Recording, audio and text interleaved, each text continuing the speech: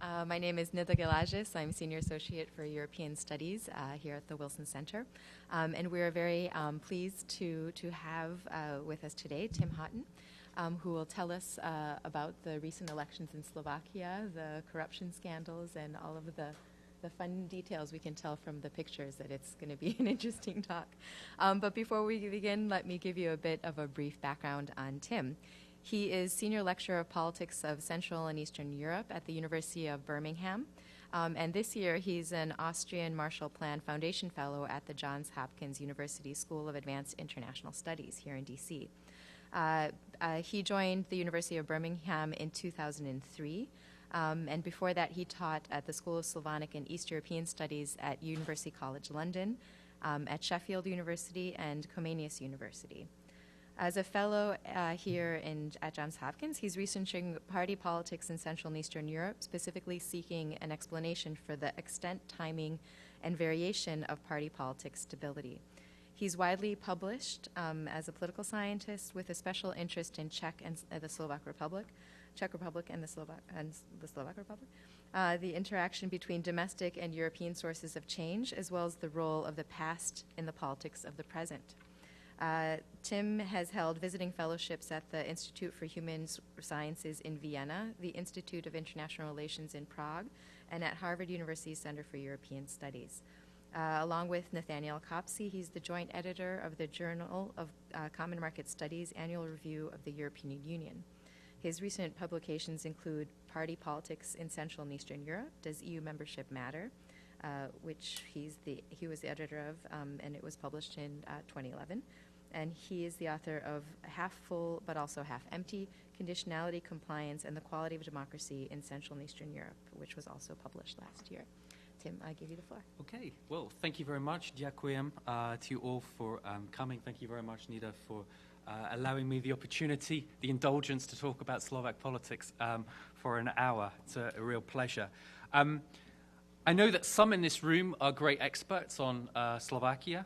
Some are no doubt from Slovakia, and some are probably just interested in Central and Eastern Europe. So I'm reminded of the famous quote of the former British Prime Minister Harold Wilson, who said that you can't please all of the people all of the time. You can't even please some of the people all of the time. The best you can do is please some of the people some of the time. So given the diverse audience, I hope at various points at least I will entertain and inform some of you. What I'm going to do today is structured as follows. Firstly, I'm going to say a few brief things about the headlines of the elections and talk about the results. Secondly, I'm then going to talk about issues of stability and instability of party politics in Slovakia. In some respects, Slovakia is very unstable. In some respects, it's very stable. And in a third way, you could say that it's stable in its instability. I'll explain what I mean by that later on. Thirdly, I will say a little bit about Slovak politics between 2010 and 2012, between the two elections, and something about the campaign. Fourthly, I'll try and bring out some broader lessons about party politics in Central and Eastern Europe from the Slovak case. And finally, I'll try and address what next for Slovakia. I know we have an hour, and Nida would like me to talk for about half an hour, so I'm going to skip over various things at certain points, but I'm very happy to come back and elaborate in Q&A on any issues that I have to skip over. Would you mind if I stand up? No. It's just a bit easier, I think. If I can, I'm used to shouting to. But they're recording it. So Okay. So actually, it might be better if I do sit down. Yeah. Okay. Okay. I'm quite happy to do that. I'll just sort of turn to one side and hopefully.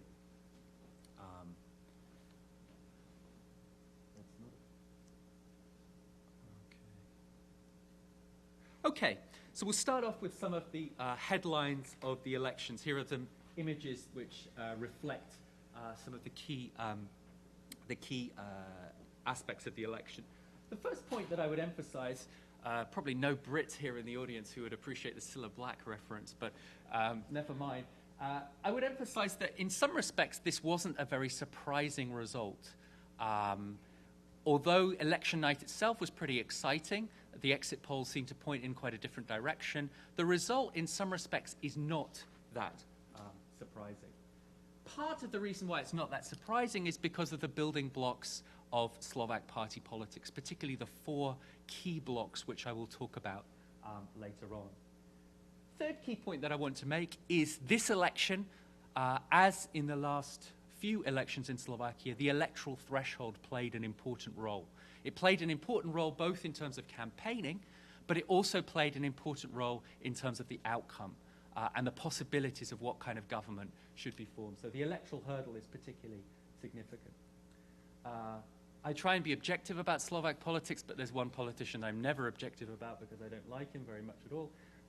And it gives me great pleasure that Jan Slotter's Slovak National Party, the far-right xenophobic Slovak National Party, fell below the 5% threshold and is out of Parliament. One of the things that I am going to talk about in a little bit of detail later on is another one of the key losers of the election was the former Prime Minister and still just Foreign Minister Mikuláš Dzurinda, the leader of the Slovak Democratic and Christian Union Democratic Party. And the drop in support for his party owed a lot to the so-called guerrilla scandal, which is why there's a picture of guerrilla in the train. Dzurinda traveled around, campaigned around Slovakia by train. That's why I picked this particular image. There's another party, 99%. In fact, today I read in the newspaper that they've put an appeal into the Constitutional Court about the election results. Perhaps we can come back to that in Q&A. But 99%, nothing to do with Mitt Romney, I would emphasize to you, but 99%, this was a new party which looked as if it had the potential to cross the 5% threshold. In the end, it didn't. And the final image, which from the wonderful Slovak cartoonist Shuti, I will use a number of his cartoons in the remainder of today's session, emphasizing that here are the leaders of the far-right, or sorry, the leaders of the center-right government, now going into opposition, rolling the red carpet out for the big foot of Robert Fico. So in terms of the election results, there were some ups and some downs. The key winner of the election was Robert Fico's party, Smer Sociálna demokracia, which increased its vote by nearly 10%, and Fico fulfilled his great wish of getting more than 1 million votes. This is something that he's emphasized very much in the past. The Christian Democratic movement stayed pretty static, as it almost always does in virtually every election. There was one new entrant. There are often new entrants in Slovak elections, which I'll talk about in a bit more detail later on. In this particular election, the new entrant was a party formed by Igor Matovic, and a party which kind of translates as ordinary people and independent persons. It's a bit difficult to know how to translate osobnosti. If someone has a better translation of osobnosti, I would be happy to take that. The party Most Hid, which is a party which seeks to bridge divides between the ethnic Hungarians and the ethnic Slovaks, party saw a small drop in its support. As I've emphasized before, the big loser of the election was the Dzurinda's Slovak Democratic Christian Union and Democratic Party, alongside the Freedom and Solidarity. This was a party that was formed just before the last election in 2010, a party with a strong appeal on libertarian issues, both social and economic, that saw its vote drop significantly, but still enough to cross the 5% threshold. And an interesting statistic for the political scientist here is nearly 20% of the vote went for parties below the threshold. One point that I always try and emphasize is that given the funding arrangements for Slovak political parties, it still matters that these parties down here got over 3% because they're still eligible for state funding. Nonetheless, they're not in Parliament. So 2 important electoral system effects. The first, the 5% electoral threshold. We can see that just over 80% of citizens of the Slovak Republic voted for parties that crossed the 5% threshold, whereas 19.4% fell below. The second important aspect of the electoral system is the use of preference voting. Simply put, in Slovakia, voters have a choice to express a preference for up to 4 candidates on any electoral list. If those particular individuals get over a certain number of preference votes, then they are pushed up the list. And what we see in Slovakia is, perhaps unsurprisingly, because Smer managed to get 83 seats, not a single member of the new parliamentary delegation of Smer was there because of preference voting. But the Christian Democratic Movement, too, were there because of preference voting. Moreover, it was very significant that the party leader, Jan Figel, was outscored by Daniel Lipschitz in the preference votes. Lipschitz just edged Figel out by a few thousand preference votes. Freedom and Solidarity, too, crossed because of the became parliamentarians because of the workings of preference voting. Most Hid 1, in SDK-UDS 2, but crucially here for post-election developments, what was important was that Mikuláš Dzurinda scored very badly in preference voting. In fact, he only managed to get about a quarter of the number of preference votes that Lucia Žitňanská, the probable next leader of that party, got in the election. Matović's party actually produces a very high figure, but that's partly because the party used the same tactic that they had used when they were on a different party list in a previous election by putting their candidates, or 4 of their candidates, right at the end of the list. So we should be slightly cautious about emphasizing the importance of the high numbers of preference votes for that particular party. Now, I said I'm going to say something about stability and instability of party politics. So firstly, I'll emphasize here the unstable, or rather the stable instability, if you like, which is that virtually every election, this is a color-coded graph, whereby at every election, parties that enter a particular election are given a color. So all parties that enter Parliament, particular election, are given the same color. So you can see here that in 1982, for example, a large new party, that was Mečiar's party, basically. Here, a smaller number in 1994,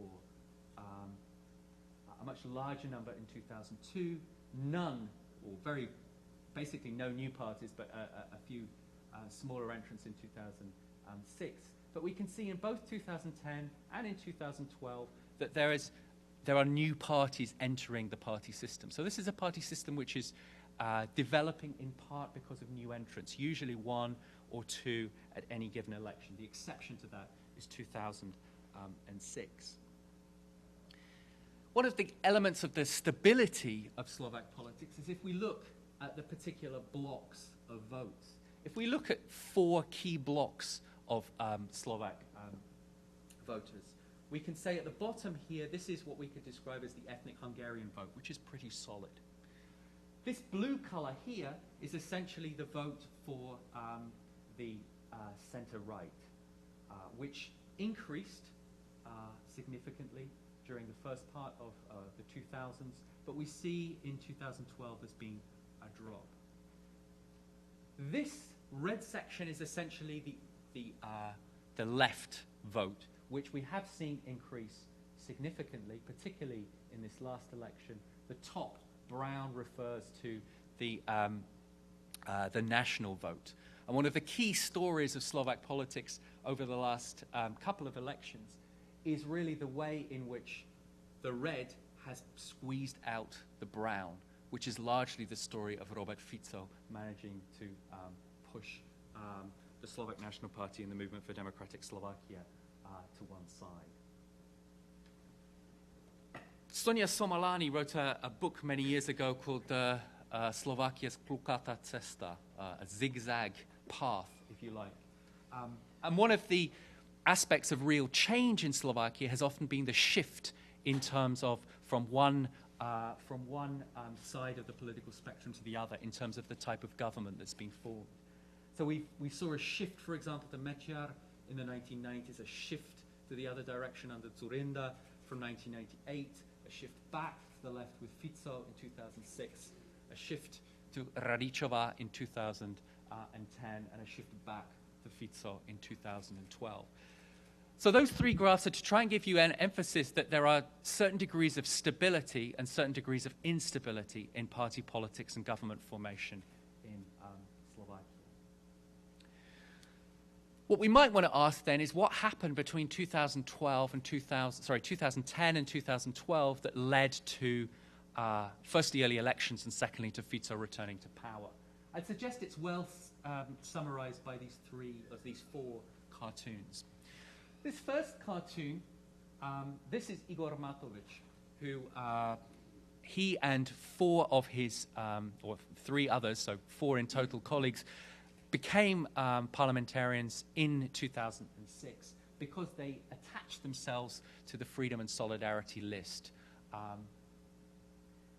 Very early on, Matović began to look like he was a pretty unreliable figure.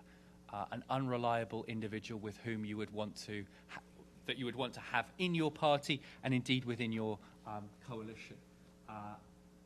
Those four votes that Matović held actually brought the government down to parity in terms of 75 to 75 in the parliament.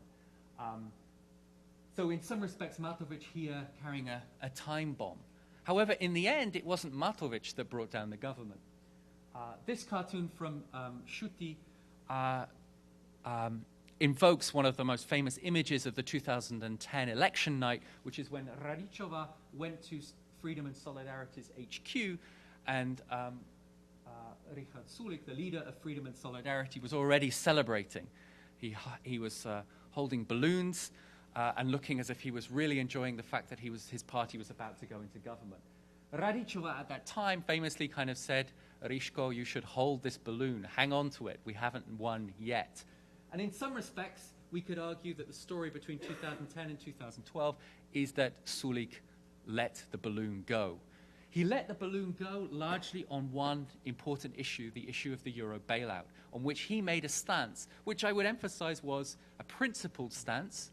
I have no doubt that Sulik's position on the euro bailout was principled. However, it was politically naive to allow that issue to become tied to a vote of confidence, which brought down the Radičová government and prompted early elections. In fact, the other big story between 2010 and 2012 was the infighting between the government. Here's a lovely cartoon from Schutti with Sulik fighting with the finance minister Ivan Miklos in the mud, throwing all sorts of mud at each other, while Robert Fico sits in his chair, loving it and waiting until he can pick up the pieces. But the fourth important aspect, and the reason why this talk has the title, The Guerrilla in the Room, is the issue of the so-called guerrilla file, which, as John Gould and I were talking about as we came in here, had been known to some journalists for quite a long time. It was, however, or parts of it were published on the internet in early 2012. And the key aspect of this file, and we still don't have enough evidence to prove some of the allegations there. Some of them are being investigated now. But what it seemed to show, the guerrilla files seemed to show a very close relationship between key business individuals, particularly from the finance group Penta, with leading politicians from the 2002 to 2006 government. These wiretaps were taken between 2005 and 2006. So really many of the accusations involved in the guerrilla scandal, therefore, were directed at the previous Dzurinda government. And this is the reason why Dzurinda's party were the ones that have been hit the hardest by these particular allegations. These allegations provoked some of the biggest demonstrations that we've seen in Slovakia for many years. A campaign which was trying to encourage people actually to not turn out and vote. In the end, actually, turnout was slightly up from 2010. But this guerrilla scandal cast quite a significant shadow over the election campaign. In many respects, this wasn't the most exciting election campaign that we've seen in Slovakia. Others, I think, have been a bit more interesting. These particular billboards give you a flavor of the sorts of messages that were used by particular parties. So freedom and solidarity took a slogan which they used in previous elections for the future generation. This time, I think, rather nicely, everybody had their kid with them on the billboard, which I thought was quite a smart move. Dzurinda's party used Žitňanská quite a lot. She's reasonably popular. Has been a reasonably popular minister, here emphasizing justice and order, and for more jobs in Slovakia. The guerrilla scandal was particularly used by the new party, 99%, here emphasizing that they all stole from us, and all of these terrible politicians have stolen for us. Vote for 99% and we'll kind of give you back Slovakia. So the Slovak National Party, its usual kind of collection of racist, xenophobic billboards, but this I thought was the more interesting one, slightly rude. The European Union is in, I can say that because you can add your expletive. And where are we, Slovaks? To which one friend commented when I posted this on Facebook that at the absolute bottom. I cannot tell you who said that because he's in a very significant position in the Slovak government. But anyway, or in Slovak administration. But the big message, however, of the election campaign of Fico was really summed up in two words: certainty and stability. And this was the message that they banged home. And I would argue that Fico's campaign, Smer's campaign, was by far the best, by far the most professionally organized, by far the clearest message. Voters tend to like, as we all know, studying the American campaign at the moment, voters like clear messages. A message of stability, a message of certainty is something that goes down well with a significant slice of the Slovak electorate.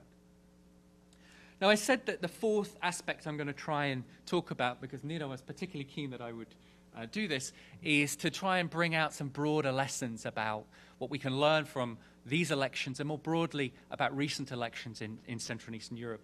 And I owe these particular slides to my collaborator and good friend, Kevin Deegan-Krause. So you have to thank him for these nice images, not mine.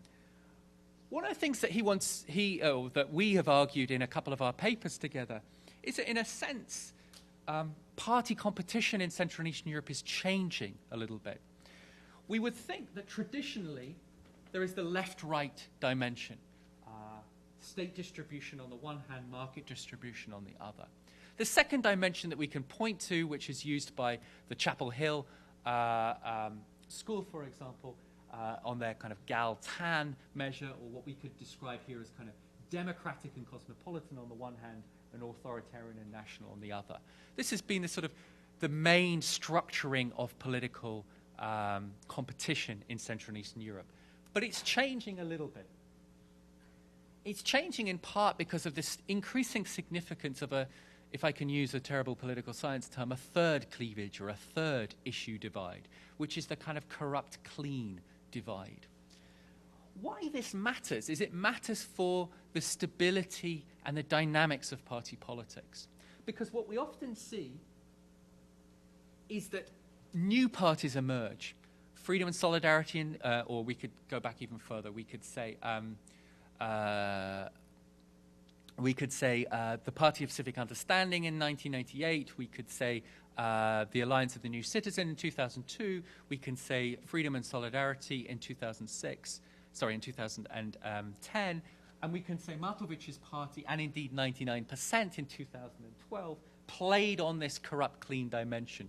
Everybody in politics is kind of corrupt, and we are clean. This kind of appeal, which is sometimes described as populist, although I have some problems with the term populist, but it is an appeal which we could label populist. And what we see is that although still a number of parties do place themselves on those more traditional divides, that we see that there's been an emergence of a number of parties which place themselves on the clean, corrupt distinction. What is problematic, of course, for a party that projects itself as being clean and new is that if it gets into government in particular, this is usually pretty toxic. All politicians tend to disappoint, and most politicians who tend to emphasize their anti-corruption tendencies tend to be the ones that prove to be the most corrupt. With a couple of friends, we're placing bets on who is likely to be the first kind of corruption scandal of the new parliament. But going back to political parties, what we see then is that these clean parties often then become viewed by the voters as corrupt. And why that matters is because it creates space on the political spectrum for another clean party to emerge, or another party which projects itself as clean, as anti-corruption. And we can see that kind of appeal of anti-corruption in many states across Central and Eastern Europe. It's definitely not just a phenomenon of Central and Eastern Europe. So we're suggesting here that in many respects there are now three key dimensions of party politics. The second broader reflection that I want to make brings us back to smer. I know that sometimes when I talk to Slovak friends, they say, why are you interested in looking at Fico and Smer? And I say, well, this is a party that is the most popular party in the country, and Fico is head and shoulders above the others the most talented politician. Whatever you think of him, whether you love him or loathe him, he is much more talented politically than the rest, something I will emphasize a bit more later on. But Fico Smer is one of the parties that has shown great staying power. In one paper, we've tried to describe this by using a floral analogy, comparing annual political parties with perennial political parties, these perennials that manage to survive political winters. And it seems, if we look at the other parties, I'm not really sure if we should put the Hungarian socialists here, so if we can leave them out. I left them in. But if we look at other parties in the region that have managed to survive and thrive over a number of years, like the Civic Democratic Party in the Czech Republic, the Social Democrats in the Czech Republic, or the Slovene Democratic Party, for example. All three of these, I would suggest, have three important characteristics which have enabled them to survive. The first, even in this era of Facebook and Twitter and electronic communication, good old-fashioned political organization seems to be key for longevity. To adapt a term which is used in business, they often say what matters now is not bricks and mortar, but clicks and mortar. This notion that you have to have a kind of physical company, but also you can use the internet as well. You can't just rely on modern techniques. The most successful parties are those who have well-developed organization, but also use more modern techniques of campaigning. But they have decent organization, well-developed organization throughout the country. The second important aspect is about the sets of appeals. And often these parties are on one side of a big issue divide. They tend to be the standard bearer of one issue. So all voters who are mobilized, particularly by that particular issue, see this as the standard bearer around which they should mobilize. It's true for all of these parties. And the third component, which is admittedly a bit woolly for political scientists, is a very slippery eel to kind of pin down what leadership really means. But the role played by political leaders is crucial. In two dimensions, I would emphasize. The first dimension is that those leaders tend to be quite popular individuals, particularly those who have been the founders. That doesn't work for all of these parties here, but it has worked for all of them at certain points in their history. The second key aspect about leadership is responding to crises, the ability to respond to crises. So, for example, Fidesz had its crises in 1994 and 2002, but responded to them. The Civic Democratic Party in the Czech Republic had its crisis in 1997. It responded to it. The Czech Social Democrats had their crisis in kind of 2000, around 2003, 2004 to 2005 with Gross and others. The Slovene Democratic Party had its crisis when it lost power in 2002. So these are the kind of three components. Not that I am a political consultant, but if I were, if any politician from Central and Eastern Europe said, okay, what do I need to survive for a long period of time? I would emphasize you need these three things. And what's very interesting about Slovakia is the way that Fico's party has changed. In the early days, Fico really just had this one. When he first burst onto the political scene as a party leader, he talked about new directions, new faces, and an anti-corruption appeal. Just this. What we see then is that after the 2002 election, in which Fico got a disappointing share of the vote, only about 13%, he engaged in significant party building the organization. He was helped by the fact that that the Party of the Democratic Left, the communist successor party, collapsed. Its vote collapsed in 2002, so he acquired much of the organizational framework, but there was also significant organizational development as well.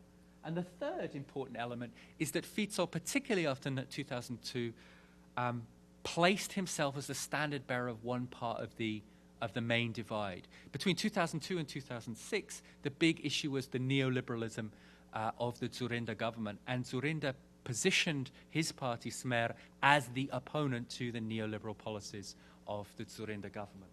So Fico started off here, kind of went down here, and came in here. This is one of the reasons why he's been so successful. I know I should probably be wrapping up. So the last kind of point I want to emphasize is where then is Slovakia going? This is what I used the word smeruje or smerovat because in Slovak the Fico's party smer means direction, so that's why I used a little sort of play on words here. So Slovakia, red Slovakia, one thing I didn't mention but is worth emphasizing is if you look at the electoral map, not only did Fico score or Smer win massively in comparison to all other parties nationally, but if you look at the color of each electoral region, basically Fico won everywhere, including Bratislava, which is interesting, with the exception of the areas with very high concentrations of ethnic Hungarians. That's the only area that he didn't win. Well, welcome to heaven. I don't think that Fico is going to take Slovakia to heaven. Equally, I don't think necessarily he's going to take Slovakia to hell. Fico is a very shrewd and wise politician. He is prone to impetuous outbursts from time to time. But Fico also knows, he spent 4 years as Prime Minister. He was also quite charred after some of his experiences in that first 4 years. He knows, crucially, as he said in the press conference at 6 o'clock on Sunday morning on election night, one of the first things he said was, we are a small country, we are in Europe, we want to be a full, engaged part of Europe. We know our prosperity is dependent on Europe. So I don't see that Fico is going to go down the line of an Orban in terms of annoying Brussels. That's not to say that Fico won't do some things which will annoy and disappoint, but overall I think he will probably be quite a good European partner. And the final point that I just want to emphasize is how clever Fico has been in these first few post-election days. A nice example of this, Fico is quite good at kind of divide and rule, which he managed to help exacerbate between 2010 and 2012. For example, usually in Slovakia you have one member of the opposition who's a deputy chair of parliament.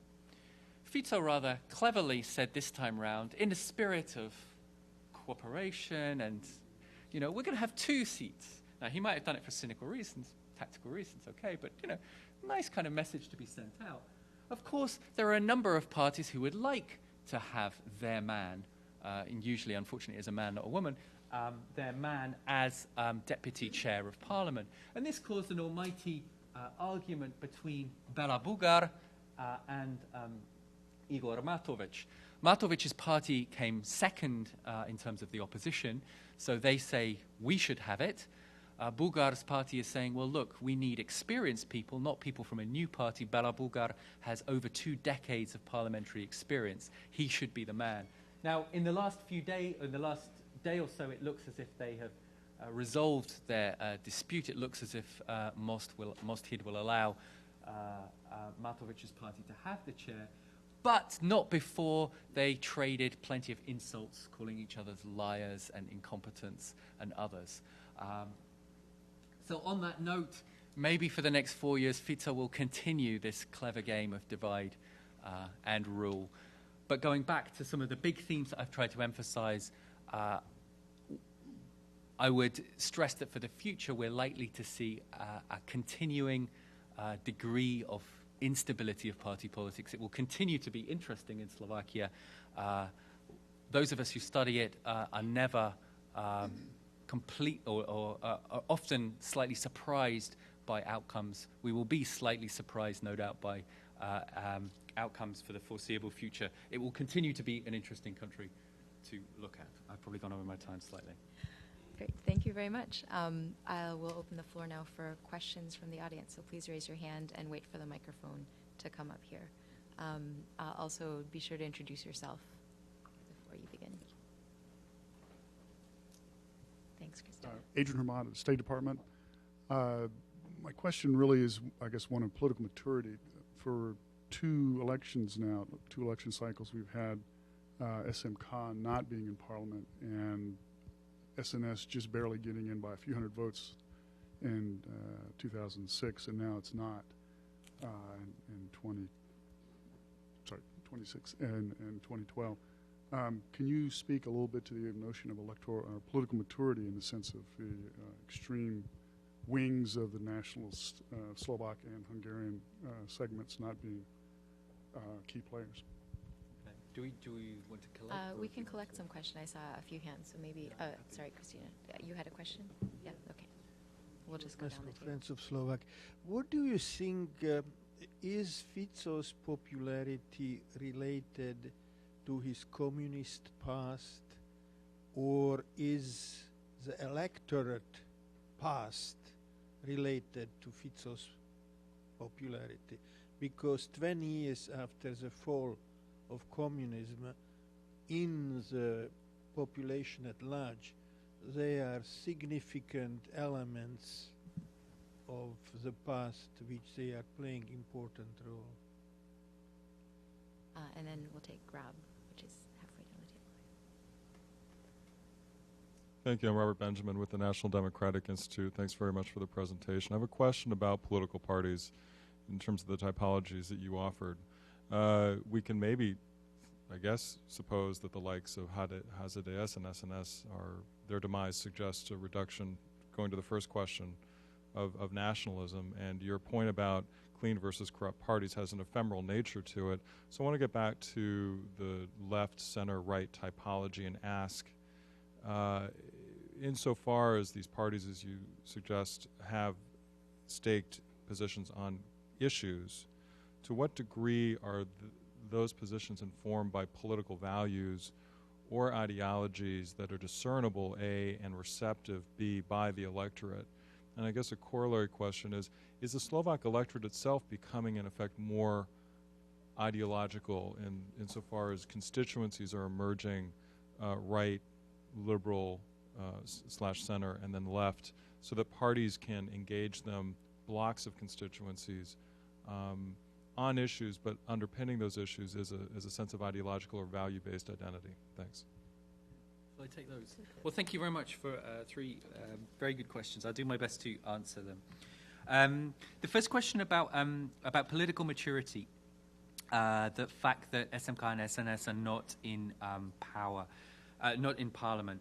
I don't know if I would want to use the word political maturity. I think if we look at the ethnic Hungarian vote, I think that what's clear is that there are two different groups there. There is a group within the ethnic Hungarian vote that does believe in cooperation and does believe in the bridge, the Most Hid bridge. But there is also a significant group that still have strong ties back to Budapest. One of the things that's worth emphasizing is that that I didn't mention in my talk was that Orbán, the Fidesz government, were pushing SMK pretty hard, trying to encourage ethnic Hungarians to turn out. Unfortunately, Hungarian is not one of my languages, so I can't read Hungarian, but friends of mine who do speak Hungarian tell me that it's pretty clear in much of the Hungarian press that there is a push for SMK. The second important issue in terms of the ethnic Hungarian dimension is Bugar, the leader of Most Híd. He is a very popular man amongst ethnic Slovaks. One of the billboards was just Lebo Bela, because of Bela, that's why we should vote for that party. He, however, is not a man who has completely clean hands. I don't have enough evidence to prove, but if you read the Hungarian press, I'm told that there is plenty of evidence that is sort of meted out there. And Bugar is somebody who is just disliked significantly by a section of that electorate. So I think that's important in terms of the division. In terms of the maturity, returning to that point, what will be interesting to see is because this is the second election in which the two parties have contested and the second in which SMK has failed to cross, will there be a potential rapprochement of the ethnic Hungarian position? I would suggest that as long as Bugar is the leader of Most Híd, it's not going to happen. And one could return to that and say, well, without Bugar, what is Most Híd? In terms of the nationalist side of the equation, I think there's a degree of maybe I'm slightly nervous about terms like maturity, but I'll use it because you used it. I think there's a degree of maturity amongst Slovak voters in the sense that they realize that the kind of boorish, xenophobic nationalism of Slota doesn't really generate much by way of positive outcomes. I mean, what Fico has always been quite good at is incorporating degrees of national appeals into his broader appeal. And this links into a question I'll come back to in a minute. In fact, if we go back to that graph when I was showing the brown and the red, it's really Fico's ability to play on the national agenda using what I've kind of called in one article, it's kind of nationalism light, not the full fat variety that's bad for your health, but it still kind of tastes like nationalism and you can still feel a little bit nationalistic. I mean, Fico's been very good at doing that. A little less so in 2012, but certainly in 2010. Of course, what's interesting is this the second time we've seen a split in terms of SNS, which has led to them not crossing the threshold. Will this change things? I can't see a change until Slota leaves. Will he leave? I don't know. And it's interesting that, again, after a disappointing election result, he doesn't come out himself. He lets one of his underlings, Rafaj, come out and talk to the press. I don't know. Slota will probably go back to Žilina, drink lots for a few months, and then he might decide whether he wants to continue or not. As I say, I don't like Jan Slota, so he's the one politician I'm quite happy to be unobjective about. Second point about George's question about Fico and his popularity. I don't think it's directly related to the communist past. Of course, a country doesn't go through 40 years of communism without it leaving a significant inheritance in terms of social structure, in terms of opportunities. And so there is an element of that there, but I would say that the evidence seems to point to the fact that the real core of his appeal is a socioeconomic appeal. It's the critique of the neoliberal agenda, a more socially, what he would describe as a kind of more socially responsible economic policy. So I wouldn't relate it to the past, but of course the past is not another country. It is part of Slovak politics. And so mentioning Fico links into the question about, Robert's question about political parties and positioning. Maybe I'd say a couple of things. Actually, many of these parties are quite rooted in ideological appeals and in values-based appeals. The Christian Democratic Movement, for example, is a conservative Christian party. Its solid support base is because really it appeals to that particular part of the electorate. As I said, Fico increasingly, I mean, that socioeconomic appeal, what we might call a kind of modern social democratic appeal, is central to to his success. If we take freedom and solidarity, a very clear kind of libertarian position on social and economic issues. So, you know, they've been in favor, for example, advocating same-sex marriage and legalization of marijuana, those sorts of libertarian issues, actually causing quite a tension between the Christian Democratic movement whenever they've been in government. What's perhaps interesting is that Slovak voters do have quite a strong sense of the importance of politics. I remember a political scientist who studied Slovakia very closely for a number of years, Karen Henderson, always used to say that, you know, Slovakia is a great country. She was talking in the 1990s. Slovakia is a great country for political scientists because everybody has a strong opinion. This is kind of generated by the kind of Mečiar years that you were either kind of for Vlado or you were kind of against him, and you knew why you were for him or kind of against him. And that sort of translated in the second decade into sort of clear positions where, depending on your view on the degree of economic reform, on these social issues, there is a party there which you can kind of attach yourself to. So there is kind of quite a strong ideological linkage, I'd suggest, between the parties and their voters. Sharon?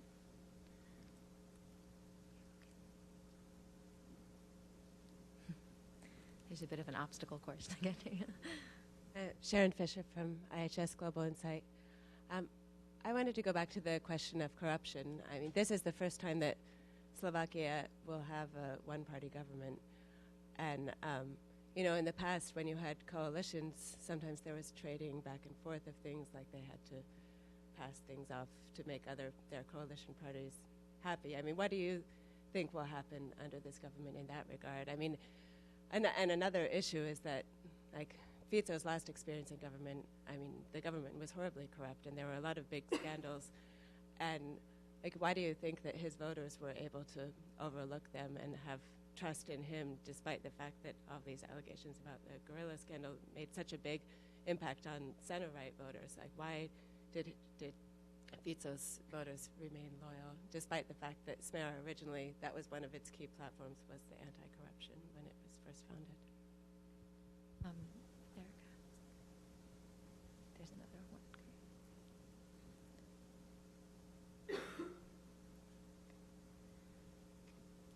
Erica Schlager from the Helsinki Commission. Thank you very much for a great presentation. I'd like to sort of go further with the interethnic component here. It's been noted that SNS is gone. Good news there. SMK is gone. Also, the little tiny Roma party didn't get in, which may or may not also say something about sort of ethnically based politics. But conversely, for the first time since 1990, a Romani MP did get elected, and I think that's actually quite huge for Slovakia, extremely significant. But even more than that, almost every, you know, mainstream party ran Romani candidates this time, and it seems to me that's really quite a breakthrough. And I guess what I'm trying to figure out, is it really a breakthrough, or is this like a fluke and something we won't see repeated again?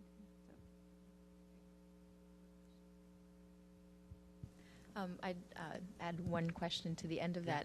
You mentioned that sort of overall Slovakia believes that, you know, its future is with the EU, and you don't see the sort of anti-EU rhetoric that's coming out of Hungary.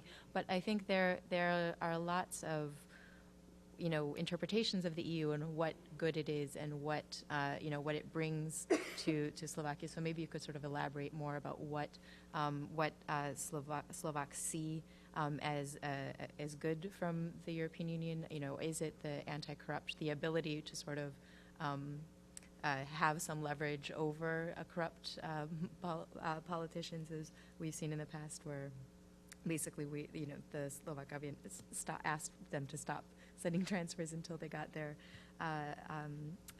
house into order. And it would be actually a very different sort of response as the Hungarians, where, you know, Hungary is now sort of trying to block any sort of intervention from the EU.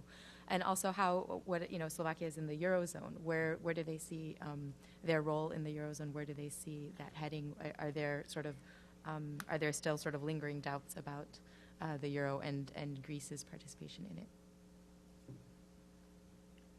Okay. Maybe there's one more questions at the end. Maybe we'll take the last question in the back, too. I'm Armin Tastinian. I have amateur interest in this area.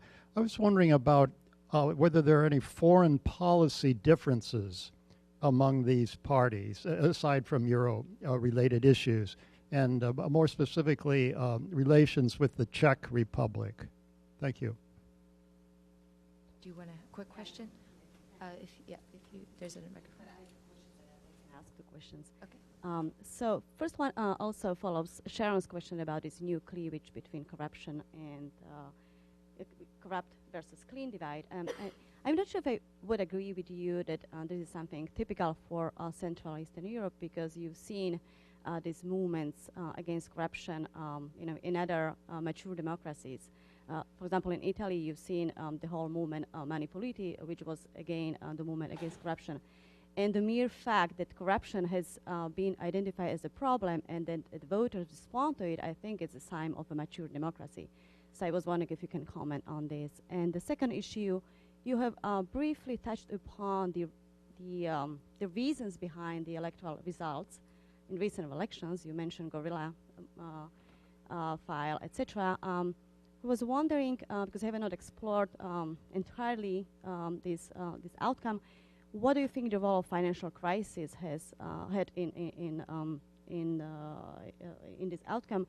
Because we know that the crisis has already is usually associated with the change of power, and in spite of the fact that Slovakia has not experienced a deep crisis comparable to Estonia or other Baltic countries, you have yourself, stressed out that Fico himself is one of the slogans was stability, which is clearly related to the instability created crisis, and he also targeted financiers and rich people, which were identified as the main reasons behind the crisis in Slovakia or in Europe. Also, the country shares very similar structural characteristics with other countries that experience very severe crisis. Hungary, in terms of the domination of the banking sector by foreign financiers, for example, who could be targeted. Okay, thank you. Okay, thank you very much for all of those questions. I will try my best to answer them. To Sharon's question first about corruption. Yes, the previous Fico government was guilty of corruption. In Fico's defense, you might say that the worst corruption scandals probably involved his coalition partners. He would emphasize that. He would also probably say, well, find me a Slovak government which wasn't embroiled in corruption scandals. Not that I want to suggest that he's whiter than white. I expect that there will be corruption scandals. I'm certain that there will be. When there's money and power together and greedy individuals, corruption follows soon afterwards. So there will be some corruption scandals. The interesting question is how you respond to that. If you come down with a ton of bricks on any minister that is guilty of that, for example, you kick them out straight away, then that's a positive. You're never going to get rid of corruption. The key thing is how do you respond to it? And that's something that we have to look at very carefully. And one of the things that I thought was extremely interesting was that Fico announced the abolition of parliamentary immunity, which I thought was a very smart move, not just because the opposition or the current government have been advocating it for a long time, so it looks like he's magnanimous. I think one of the other things to bear in mind is 83 MPs plus a number of substitutes. There are going to be a lot of people that Fico doesn't really know who are in parliament, doesn't know particularly well. And of course, Fico's smered as a successful party, and successful parties have people who jump on those particular bandwagons because they're successful, not because they have any attachment to the party. So I thought it was quite a smart move because it might be able to help get rid of some of those people more quickly. But I think really the test, or the key thing, is to see when the first crisis happens, how Fico responds. And until that happens, I will save judgment, if I may, just because I think he's learned something from the last time he was in government. But then again, well, we'll see. Why have these voters remained loyal? I think they've remained loyal in partly because they see that the worst excesses of the previous government were committed by the coalition partners. And secondly, because they were driven by a belief in the ideological vision set out by Fico. And I think also partly because they were fed up of 4 years of fractious coalition government. I think all of those factors played a role. In terms of, I'm probably doing this out of order. In terms of Bob's question about, did I get your name right, Bob? Yes? Is that right? Yes, about foreign policy differences.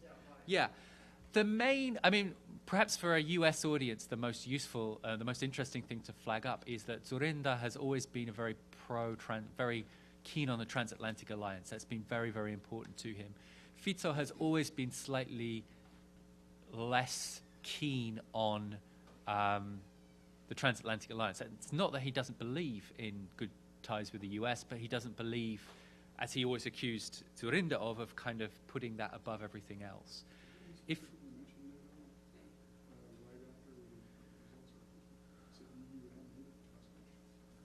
that's possible. It was 6 o'clock in the morning. I missed it probably.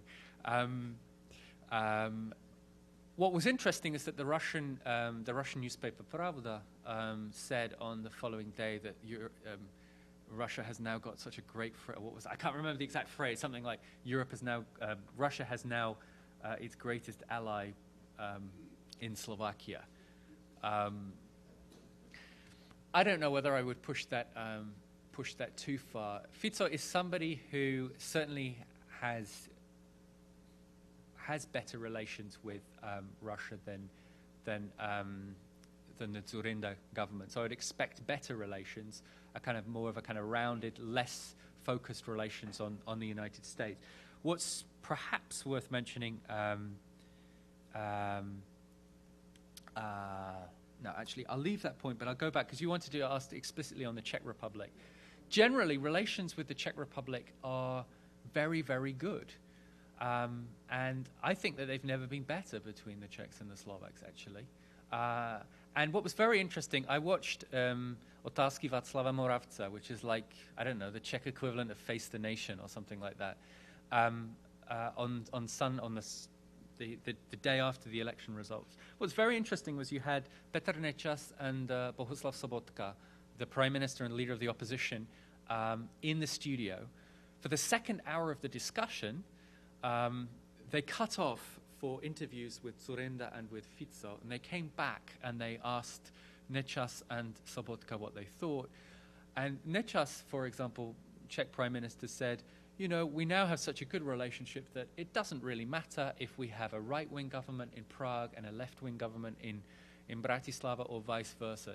These are not the difficult days of the 1990s. We get on pretty well together. So actually, in terms of relations between Czechs and Slovaks, generally couldn't really be much better. Erika's question about interethnic questions, particularly about the Roma.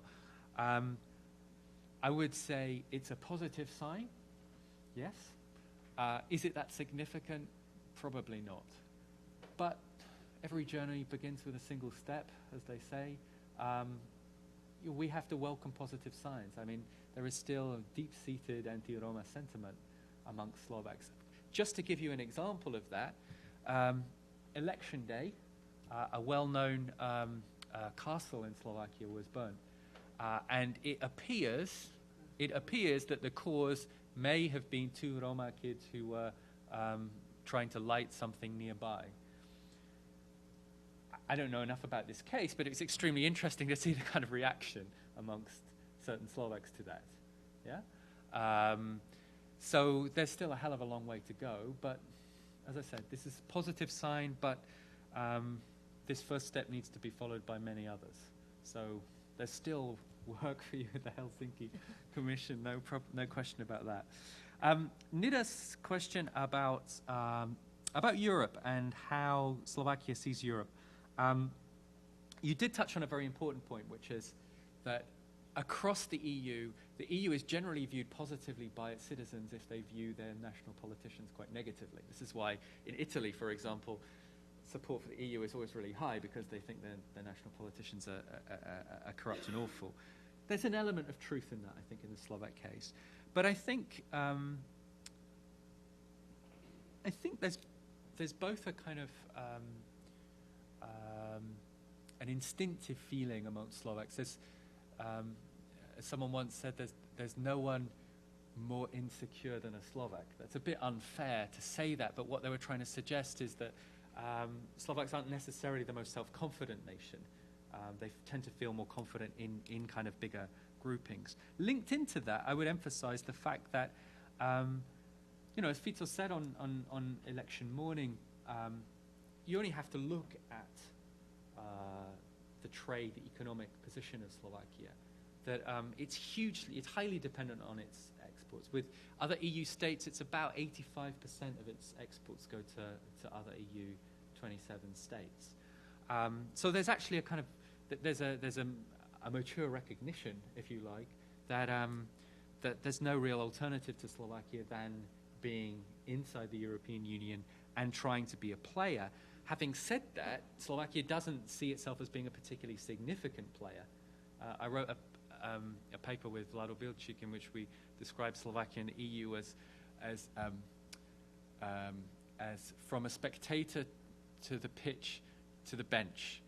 Yeah, that they kind of go from just viewing the EU to being a player and then realizing actually you don't have much impact, so let's just go back to the bench for a while and recuperate and let others kind of play. And I think there's an element of truth in that. How the Slovaks view the crisis, generally they realize that European coordination is the only way of solving it. I'm talking in generalities, but that's true.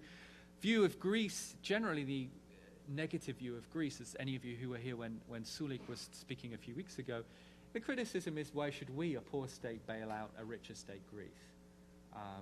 And they no doubt were very happy when Wolfgang Schäuble the other day said, well, what Greece should do is it should look at what the Slovenes and the Slovaks and the Estonians did to deal with their economic crisis. That's the recipe for Greece. And Jana, I think, is the last question. Yes, if I gave you the impression that I was suggesting that anti-corruption is only a dimension in Central and Eastern Europe, I apologize. That wasn't my intention. It's certainly the case that that this is notable elsewhere across Europe and more widely. It's just that this seems to become quite a significant dimension of politics. Does it show a degree of maturity? I don't know. Yes, I'm slightly nervous about this word, maturity. Kind of yes and no. It shows a maturity in the sense that you want to punish those who are in power who've been corrupt. But is it mature to vote for 99%? I don't know if it's a particularly mature choice to vote for a party that nobody really knew much about, and as Miladánova Chudová said to me recently, that the leader Weiss looks like a mafia boss when he was on TV. So I'm not too sure. In terms of the general impact of the financial crisis, it kind of links back into what I was trying to say back to Nida, which is, yes, stability, certainty, the messages of Fico's appeal, I think played very well into that general sense of uncertainty. We don't really know how things are going to pan out in Europe. And I don't know, if we borrow from Rawls or someone like that, would you maxi max or maxi min? If we don't know what's going to happen in the future, financial crises are quite, the impact of that, would you feel more comfortable kind of putting all your money on a neoliberal party that will benefit some people, or would you go more for a party which seems to be directed at trying to do the best for a larger group of society? I don't know, but I would see that was the kind of impact. We can talk about this a bit more. Jana has the office next to me. She's the other Austrian Marshal, so we can continue the discussion over lunch sometime. Great. Thank you very much. Before I close, I wanted to alert you to a meeting that we're going to hold next Tuesday from 10 to 11 with a delegation from the Macedonian Parliament who is going to talk about their bid for NATO accession. So you're all very welcome to come to that. But now, please join me in thanking Tim for an excellent talk. And thank you for your excellent questions.